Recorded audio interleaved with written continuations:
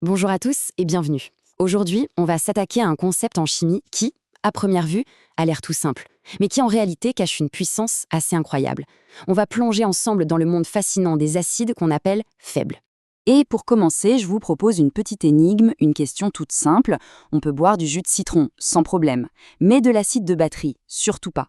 Pourtant, les deux sont des acides. L'un est dans nos cuisines, l'autre est un danger mortel. Alors, comment c'est possible ? Qu'est-ce qui fait toute la différence ? Eh bien, vous allez voir, la réponse est bien plus subtile qu'une simple histoire de concentration. Alors, pour comprendre tout ça, voici le plan. D'abord, un petit rappel sur les bases. Ensuite, on va déconstruire le mythe de la force en chimie. On verra aussi la notion clé d'équilibre. Et pour finir, on découvrira pourquoi cette faiblesse est en fait vitale. Allez, on y va. Bon, première étape, les bases. Juste pour être sûr qu'on parle bien tous de la même chose, un petit rappel rapide s'impose.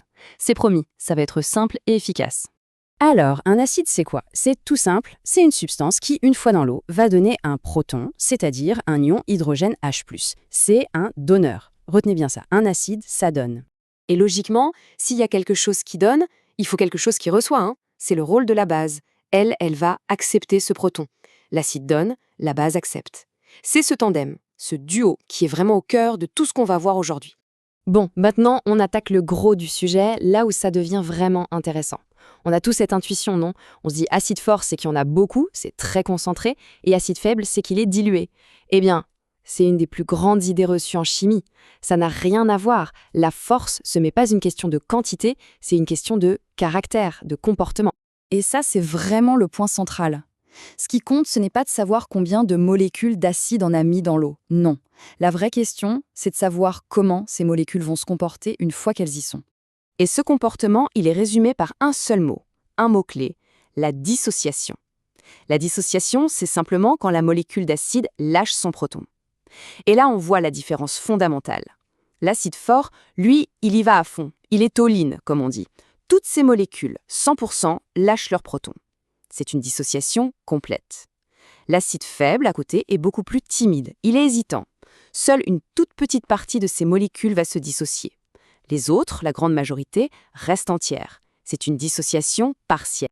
J'aime bien cette analogie, je trouve qu'elle parle d'elle-même. Un acide fort, c'est une lance à incendie ouverte à fond. Ça arrose tout son contrôle avec une puissance brute. L'acide faible, c'est plus subtil. C'est un système d'arrosage intelligent qui libère juste ce qu'il faut d'eau quand il le faut pour maintenir un équilibre parfait. Voilà, on a d'un côté la force brute et de l'autre, l'intelligence. Alors, cette hésitation de l'acide faible, ce n'est pas du hasard, pas du tout.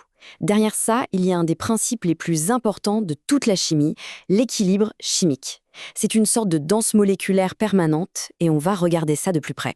Il faut imaginer que beaucoup de réactions chimiques, ce ne sont pas des autoroutes à sens unique. Non, ce sont des routes à double sens. Ça va dans une direction, mais ça peut aussi revenir en arrière. L'équilibre chimique, c'est ce moment magique où le trafic dans le sens aller est exactement égal au trafic dans le sens retour. De l'extérieur, on a l'impression que plus rien ne bouge, que c'est stable. Mais au niveau des molécules, c'est l'effervescence. Ça n'arrête jamais d'aller et venir.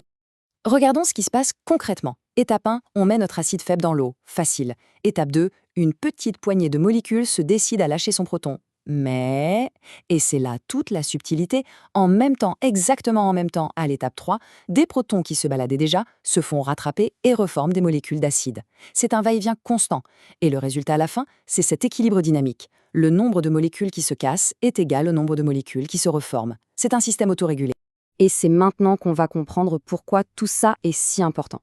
On a parlé de faiblesse, d'hésitation, mais en réalité, on va voir que cette caractéristique est absolument fondamentale. C'est simple, sans les acides faibles et leur équilibre, la vie n'existerait probablement pas. Rien que ça. En fait, des acides et des bases faibles, on en a partout autour de nous. On en mange et on en boit tous les jours, sans même y penser. L'acide du vinaigre, les bulles dans le soda, l'acidité du citron ou du yaourt, et même la levure chimique pour les gâteaux. C'est justement parce qu'ils sont faibles qu'on peut les utiliser sans danger, pour le goût, la texture, la conservation.